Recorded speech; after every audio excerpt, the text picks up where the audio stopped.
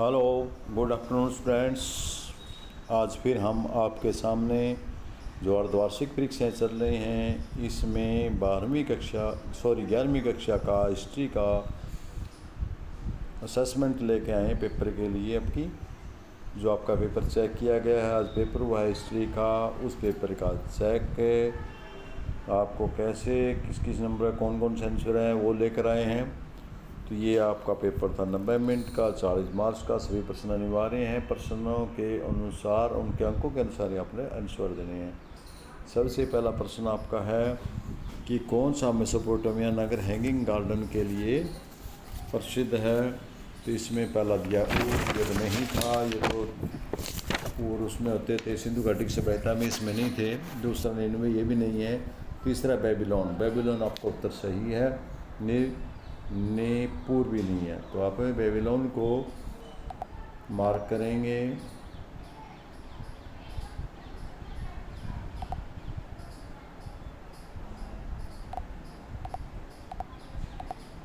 Babylon को mark करें और आगे बढ़ेंगे। अगला प्रश्न है, रोमन सेना मुख्य रूप से किससे बनी होती थी। नागरिकों से बनी होती थी, सिटीजन से बनी होती थी। तो दास भी नहीं थे, कुलीन भी, विदेशी नागरिक भी नहीं थे। आपका आंसर है बी। तो आगे चलेंगे। अगला प्रश्न आपका, मंगोल किस क्षेत्र से उत्पन्न हुए थे। सेंट्रल एशिया, चीन, फारस और अरब। तो ये मध्य एशिया से थे। चीन सेंट्रल एशिया से थे, तो हम इसको टिक मार्क करें सेंट्रल एरिया को और आगे बढ़ेंगे। अगला प्रश्न आपका है, ऑगस्ट उपाधि किसने धारण की थी। Julius Caesar, Octavian, Nero, Constantine. तो इसमें हमने सेकंड था हमारा ऑक्टेवियन, ये आंसर इसका सही है, इसको टिक मार्क करेंगे सेकंड को। आगे बढ़ेंगे। पांचवा क्वेश्चन आपका, मेसोपोटामिया को खालिस्तान और खालिस्तान की भूमि कहा जाता है। ये मेसोपोटामिया क्या है, ये आपने 10वीं कक्षा में भी पढ़ा था। और ये दो जला और फ्रात नदियों का बीच का एरिया है। तो पहले में हमारा आएगा मेसोपोटामिया में, पहले खाने में आएगा हमारा, पहली नदी का नाम लिख दिया दजला,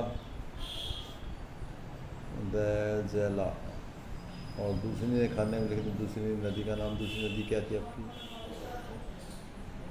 दजला नदी। दूसरे में आएगा आपका फ्रात की भूमि भी कहा जाता है। इसके बाद आपका अगला प्रश्न, प्रश्न नंबर 6, खालिस्तान मार्ग ने रोमन और चीनी साम्राज्य को वो जोड़ा। तो ये था रेशम मार्ग आपका, हम लिखेंगे रेशम मार्ग। इसको सिल्क रूट के नाम से भी जाना जाता है। आप रेशम मार्ग लेंगे या सिल्क रूट है, वो आपकी मर्जी है। इसका अगला, मेसोपोटामिया में कौन सी लिपि प्रयुक्त होती है। कील अक्षर की प्रयुक्त होती है, तो हम यहाँ लिखेंगे कील अक्षर, किला अक्षर। इसके बाद अगला प्रश्न है, चंगेज खान के अलावा एक प्रमुख शासक का नाम बताइए। तो प्रमुख शासक था अकबर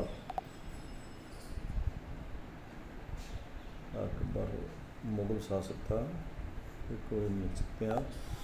इसके बाद नीचे दिए कथन को पढ़ना आपने। रोमन साम्राज्य में कुशल कर संग्रहण प्रणाली थी। ये ठीक बात है। साम्राज्य बड़ी संख्या में दास अधिकारी के रूप में कार्य करता था। नहीं, दास अधिकारी के रूप में नहीं करते थे।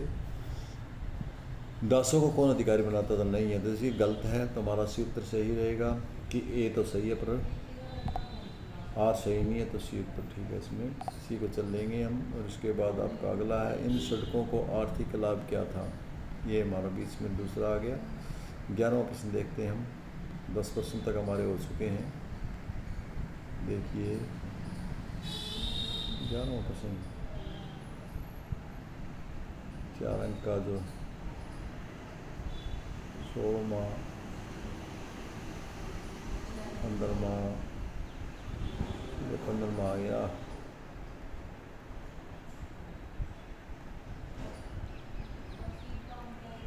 11वां 12 13 14 15 इन सब के प्रश्न जो बड़े हैं हम आगे करेंगे। उससे पहले हम बीच में 15 प्रश्न गद्यांश वाला देखते हैं। मंगोलों ने अपने साम्राज्य में विभिन्न धर्मों का सम्मान किया और उन्हें जबरन धर्म परिवर्तन कराया गया और धार्मिक नेताओं से स्वतंत्रता यात्रा की अनुमति दी गई। तो मंगोलों की धर्म नीति क्या थी, सभी धर्मों का सम्मान करना।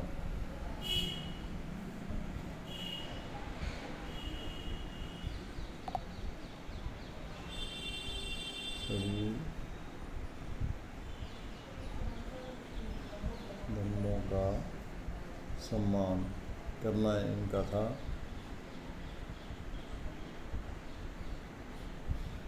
इसका जो दूसरा, उन्होंने जबरन धर्म परिवर्तन करवाया? नहीं करवाया, जबरदस्ती से धर्म परिवर्तन नहीं करवाया। अगला है, क्या नीति कैसे लाभकारी थी? क्या लाभकारी थी? उन्होंने धर्म परिवर्तन नहीं कराया। यात्रा करने की, स्वतंत्रता से यात्रा करने की, धार्मिक के नेताओं को यहाँ से लेके तीसरा प्रश्न का उत्तर ये है।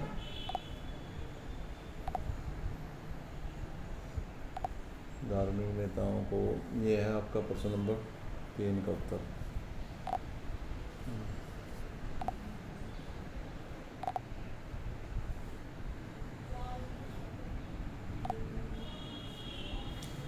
इसके बाद है, मंगोल शासन के द्वारा फलने फूलने वाला कोई एक धर्म बताएं। बौद्ध धर्म।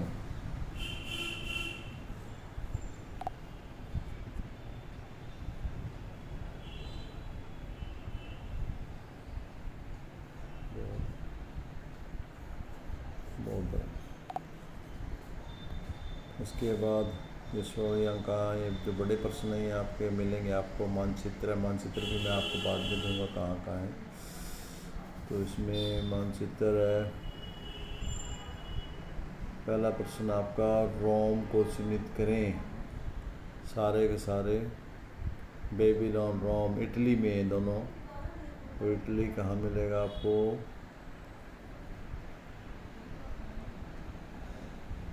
लगभग ये हमारा एरिया है बीच में, ये वाला, ये इटली रोम के आसपास का। तो यहाँ पर इटली, बेबीलोन भी यहाँ है, रोम भी यहाँ है। और इसके अलावा नक्शे में मैं आपको दिखा देता हूँ, वो कर लेना भर के मैंने पास है। ये प्रश्न नंबर आपका 10वां था। 10वां प्रश्न का उत्तर ये, क्वेश्चन नंबर 10 का। क्वेश्चन नंबर 10 का उत्तर है ये।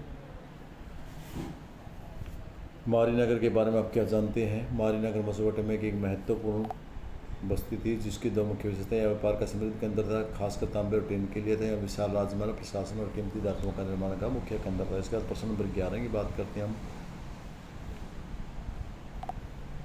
क्वेश्चन नंबर 11, तो क्वेश्चन नंबर जो 11 था वो था आपका, कुबलाई खान कौन था? कुबलाई खान मंगोल साम्राज्य के संस्थापक चंगेज खान का पोता था, जिसने चीन पर व्यापार कर युवान वंश की स्थापना की थी। इसके प्रमुख 2 कार्य थे। युवान वंश की स्थापना, उसने 1271 में युवान वंश की स्थापना की और 1279 ईस्वी में पूरे चीन को जीतकर एकजुट किया था। राजस्थानी का स्थानांतरण और विकास में उसने मंगोलियों से अपनी राजधानी खान बालिक वर्तमान बीजिंग स्थानांतरित की, जिसका उसने व्यापक रूप से विकास किया। मंगोल, अगला आपका है मंगोल है, उनकी कोई 2 विशेषताएं बतानी है, उनके जीवन की 2 विशेषताएं। ये प्रश्न नंबर आपका 12 है। क्वेश्चन नंबर 12, क्वेश्चन नंबर 12 का उत्तर है आपका, मंगोलों की 2 विशेषताएं। नंबर 1, पशुपालन पर निर्भर थे, घुमंतु जाति थी। वे मुख्य रूप से भेड़, बकरी, घोड़े जैसे मवेशियाँ पालते थे और अपने पशुओं के लिए चराओं की तलाश में लगातार मध्य एशिया के घास के मैदानों में घूमते फिरते रहते थे। नंबर 2, घुड़सवारी और तीरंदाजी में निपुण थे। घोड़े उनकी संस्कृति और जीवन शैली का अभिन्न थे। मंगोल योद्धा उत्कृष्ट घुड़सवार और तीरंदाज थे। उन्हें युद्ध और शिकार दोनों में अत्यधिक कुशल बनाते थे। इसके बाद हम अगले प्रश्न पर चलते हैं। प्रश्न नंबर 13 आपका रोमन समाज से संबंधित था। ये हमारा है, रोमन समाज में दास प्रणाली की व्याख्या कीजिए और ये कैसे कार्य करती थी, उसका रोमन पर क्या प्रभाव पड़ा। तो हम तीनों इन प्रश्नों का उत्तर देंगे। हमारा क्वेश्चन नंबर क्वेश्चन नंबर क्या था? ये क्वेश्चन नंबर था आपका 13। तो 13वां क्वेश्चन था, इसका उत्तर आपके सामने है कि रोमन साम्राज्य दास प्रणाली की महत्वपूर्ण आर्थिक सामाजिक व्यवस्था थी, जहाँ दासों को मालिक की संपत्ति समझा जाता है। वे युद्धबंदी अपराधियों जन्म से गुलाम होते थे। कार्यप्रणाली दास कृषि, खनन, निर्माण और घरेलू कार्यों को लेकर शिक्षक, कारीगरों तक की विशेष भूमिकाओं में स्तंभ प्रदान करते थे। उन्हें मालिक खरीद बेच सकते थे और उनके पास सीमित अधिकार थे। हालांकि कुछ दासों को स्वतंत्रता भी मिल सकती थी। प्रभाव क्या पड़ा इसका? इसका बहुत प्रभाव पड़ा। दास प्रणाली ने रोमन अर्थव्यवस्था को मजबूत किया, विशेषकर कृषि और उद्योगों में, जिसमें संपन्न वर्ग अत्यधिक समृद्ध हुआ। हालांकि इससे समाज पर गहरा वर्ग भेदभाव पैदा किया। दासों के शोषण और उत्पीड़न के कारण कई विद्रोह पैदा हुए, जिससे अंत में समाज व्यवस्था को सुधारा। इसके बाद उनका शहरी जीवन पर कैसा प्रभाव था?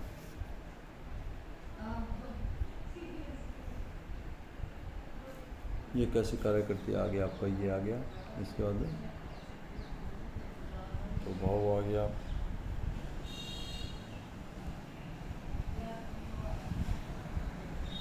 इसके बाद अगला क्वेश्चन आ गया ये आपका। अगला क्वेश्चन है आपका लास्ट का क्वेश्चन, देखते हैं।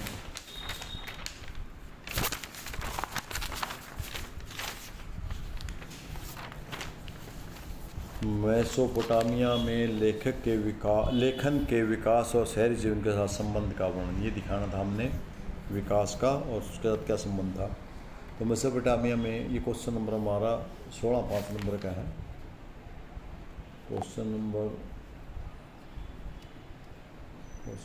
16 5 अंक का प्रश्न है, तो 5 अंक के लिए हमें थोड़ा बड़ा लिखना पड़ेगा। मेसोपोटामिया में लेखक का विकास लगभग 32 ईसा पूर्व में हुआ, जो शहरी जीवन के उद्देश्य से घनिष्ठ रूप से जुड़ा हुआ था। लेखन का विकास, पहले हम लेखन के बारे में करेंगे, क्योंकि इसमें लेखन का विकास पूछा है। उद्देश्य शहरी के केंद्र जैसे पूर्व में जटिल होते जा रहे लेन देन, ट्रांजैक्शंस, वितरण और प्रशासन का रिकॉर्ड रखने की आवश्यकता महसूस हुई। प्रारंभिक शैली, शुरुआत में यह चित्रलिपि थी जिसमें वस्तुओं को दर्शाया गया था, जैसे मछली, रोटी। फिर यूनिफॉर्म कील अक्षर, बाद में लगभग 26 ईसा पूर्व तक अक्सर यूनिफॉर्म कील के आकार के बन गए, जिन्हें गीली मिट्टी की पट्टिकाओं पर एक नुकीली सकड़े की कलम से उकेरा जाता था। लेखन अब न केवल वस्तुओं बल्कि ध्वनियों को भी दर्शाता था। ये शहरी जीवन के साथ इसका क्या संबंध था? रिकॉर्ड कीपिंग, मंदिर राजकीय अधिकारियों को बड़े पैमाने पर खाद्य पदार्थों के वितरण, भूमि के हस्तांतरण और कानून का रिकॉर्ड रखने के लिए इस लेखन की आवश्यकता थी, जो शहरी अर्थव्यवस्था को सुव्यवस्थित करता था। इसका प्रशासन के साथ क्या संबंध था? लेखक ने शहरी केंद्रों में स्थायी नौकरशाह और जटिल प्रशासनिक प्रणालियों का निर्माण में मदद की। शिक्षा और पैसे, कुलीन कौशल बन गया। लिपिक, सब्सक्राइब एक विशिष्ट और सम्मानित वर्ग के थे, जिनकी आवश्यकता प्रशासन, व्यापार, मंदिरों में होती थी, जिससे शहरी सामाजिक संरचना हुई। कानून और इतिहास में लेखक के कानून इतिहास जैसे महारोमी की संहिता को स्थायी रूप से प्रदान किया गया। इतिहास तथा साहित्य जैसे गिलगमेश महाकाव्य के संरक्षण को संभव बना गया, जो शहरी संस्कृति का हिस्सा बन गए। इसके अथवा में क्वेश्चन दिया हुआ था आपका 16 का ही क्वेश्चन नंबर, क्वेश्चन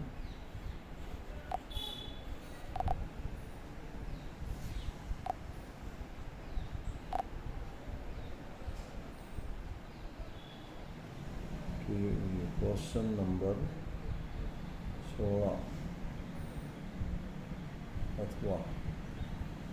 अथवा में दिया था आपका, मेसोपोटामिया के अर्थव्यवस्था में मंदिरों की क्या भूमिका थी। इस बात पर हम चर्चा करते हैं।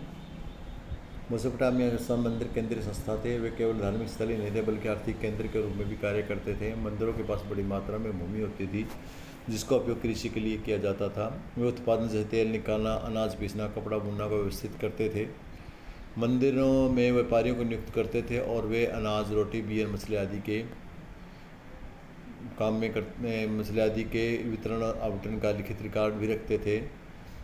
इस प्रकार मंदिर शहरी व्यवस्थाओं के मुख्य अंग बन गए, जो उत्पादक को संगठित करने और संसाधन का प्रबंधन में महत्वपूर्ण भूमिका निभाते थे। अर्थात मंदिरों की बहुत भूमिका, अहम भूमिका थी। इस प्रकार से प्रश्न हम बड़ा भी लिख सकते हैं।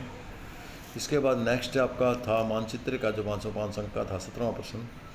उसमें रोम को चिन्हित करना था। मैंने रोम को यहाँ चिन्हित करके दिखाया आपको लगभग सी, क्योंकि नक्शा हमारा ऐसा ही बना हुआ है, तो इसमें इसी प्रकार का दर्शाया गया है। मैंने कोशिश की है, फिर भी आप कोशिश कर लेना। ये इटली में है रोम। बेबीलोन इटली की राजधानी, बेबीलोन को भी दिखाया है, टाइगर नदी को भी दिखाया है, इसके साथ ही हैं। और चीन के पास मंगोल है, ये भारत के इस साइड में दिखाया है। यहाँ मंगोलिया का क्षेत्र दिखाया गया है।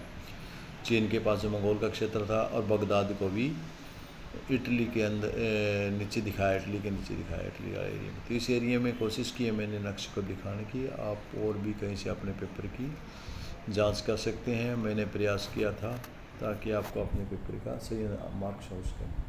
तो इस वीडियो को देखने के लिए आपका बहुत बहुत धन्यवाद। आप सबका थैंक्स।